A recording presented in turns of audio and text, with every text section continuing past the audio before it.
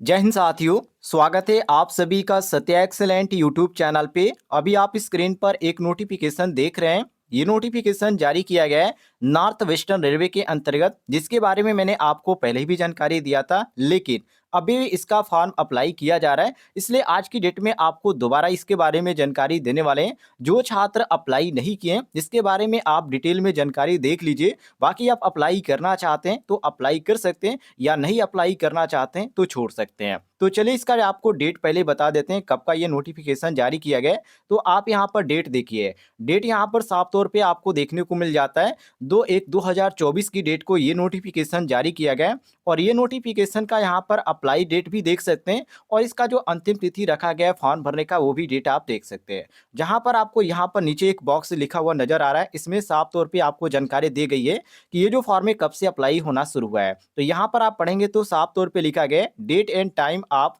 Start of online application. तो इसका जो डेट रखा गया है वो 10/1/2024 है, मतलब कि 10 जनवरी 2024 से इसका फॉर्म भरना स्टार्ट हुआ है। और यहाँ पर आप देखेंगे date and time of closing of online application. तो इसका जो फॉर्म भरने का अंतिम तिथि है वो यहाँ पर 10/2/2024 आपको देखने को मिल जाता है। इसी प्रकार साथियों आप यहाँ पर नीचे आएंगे स्क्रॉल करते हुए, तो यहाँ पर कितनी इसमें सीटें इसके बारे में भी आपको जानकारी देखने को मिल जाता है।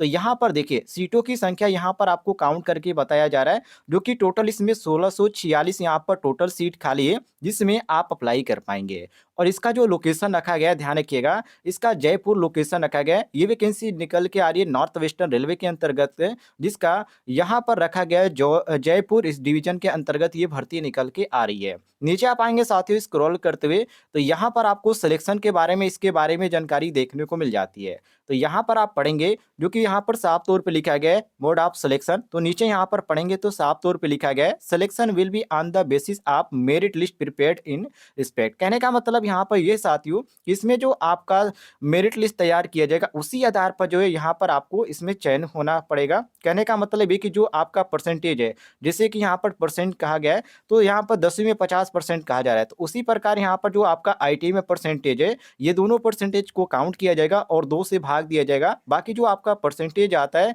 और जो अदर छात्रों का आता है, सबसे ज़्यादा जिसका परसेंटेज आएगा उनका फर्स्ट मेरिट लिस्ट में नाम आएगा। उसके बाद दूसरे मेरिट लिस्ट में और भी छात्रों का नाम आएगा। इस तरह जिस तरह यहाँ पर क्रम वाइज जो छात्र आएंगे परसेंटेज के अनुसार, उस तरह उनका यहाँ पर नाम लिस्ट में देखने को मिलेगा। तो आपको केवल फॉर्म को अप्लाई करना है, किसी भी तरह का इसमें एग्जाम नहीं होगा, न ही इसमें इंटरव्यू कराया जाएगा। तो आप अप्लाई कर सकते हैं। इसके बाद यहाँ पर नीचे आएंगे साथियों स्क्रॉल करते हुए, तो इसके बारे में और भी आपको जानकारी देखने को मिल जाती है। जैसे कि यहाँ पर डिवीजन वाइज आपको जानकारी देखने को मिल जाती है कौन कौन सी डिवीजन में यहाँ पर भर्ती निकल के आ रही है।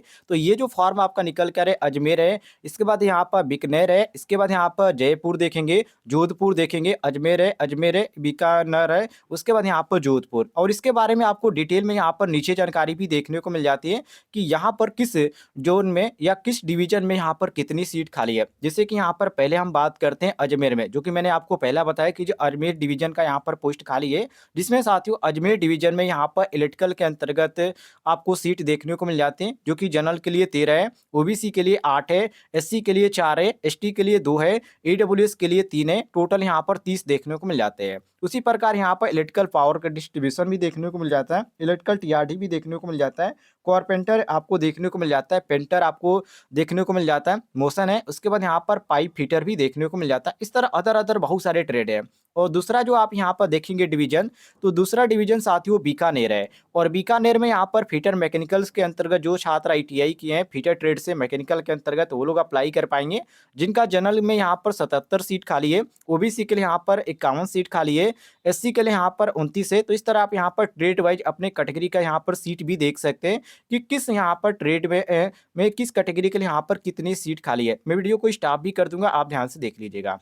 अब साथियों यहाँ पर बात करते हैं इसमें क्वालिफिकेशन क्या रखा गया है। तो क्वालिफिकेशन यहाँ पर सेक्शन में आप देखेंगे तो यहाँ पर साफ तौर पे लिखा गया आईटीआई पास आप होने चाहिए। जो यहाँ पर ट्रेड रखा गया उनमें से किसी भी एक ट्रेड से, ध्यान रखिएगा, किसी भी ट्रेड से आप आईटीआई कंप्लीट कर चुके हैं तो आप इस फॉर्म को अप्लाई कर पाएंगे। उसके बाद तीसरा जो आपको डिवीज़न देखने को मिल जाता है जयपुर है। जयपुर में भी यहाँ पर बहुत सारी सीट आपको देखने को मिल जाती हैं। जैसे कि आप यहाँ पर देखिए टोटल यहाँ पर फिटर के लिए 274 सीट खाली है। इसके बाद यहाँ पर देखेंगे तो ये इलेक्ट्रॉनिक्स मैकेनिक के लिए यहाँ पर 85 सीट खाली है और यहाँ पर इलेक्ट्रॉनिक के यहाँ पर जनरल के इलेक्ट्रिकल के अंतर्गत जो छात्र इलेक्ट्रीशियन ट्रेड से आईटीआई के हैं उनके लिए 88 है। इसी प्रकार यहाँ पर नीचे और भी आपको ट्रेड देखने को मिल जाते हैं।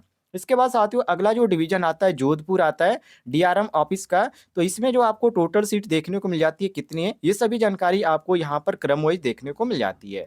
नीचे आ पाएंगे साथियों तो और भी आपको ट्रेड और इसके बारे में फुल नोटिफिकेशन की जानकारी देखने को मिल जाती है। तो नोटिफिकेशन डाउनलोड करके आप देख लीजिएगा, नोटिफिकेशन में टेलीग्राम पे सेंड कर दूंगा।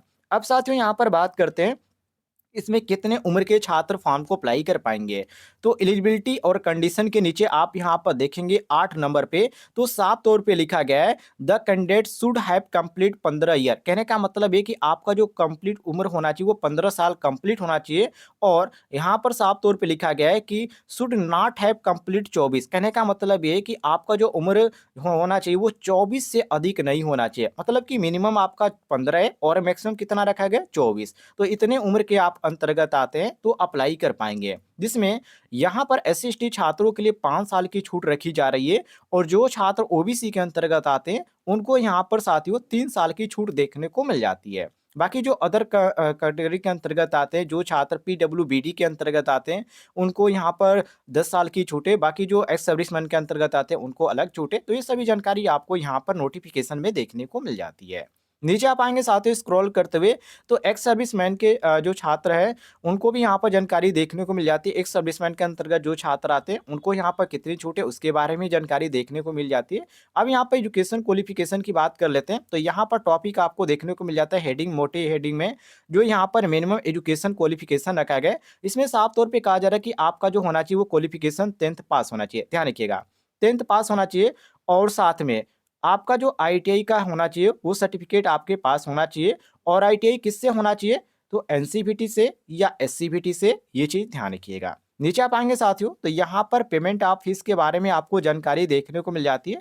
तो इसमें जो फीस आपका रखा गया है सभी कैटेगरी के लिए 100 रुपए। बाकी जो छात्र एससी/एसटी के अंतर्गत आते हैं या पीडब्ल्यूबीडी के अंतर्गत आते हैं या वुमेन कैंडिडेट है उनको यहाँ पर कोई भी चार्ज नहीं रखा गया, नील रखा गया। मतलब कि कोई भी आपको फीस देने की जरूरत नहीं है, नहीं लगेगा आपका फीस। बाकी जब आप फॉर्म अप्लाई करेंगे तो फॉर्म भरने वाले जो लेंगे वो अलग बात है, लेकिन इस फॉर्म फीस का आपको एक भी रुपए नहीं देना है। नीचे आप आएंगे साथियों स्क्रॉल करते हुए तो यहाँ पर जो है आपको इसके बारे में और भी जानकारी देखने को मिल जाते हैं अलग अलग ट्रेडों के अंतर्गत।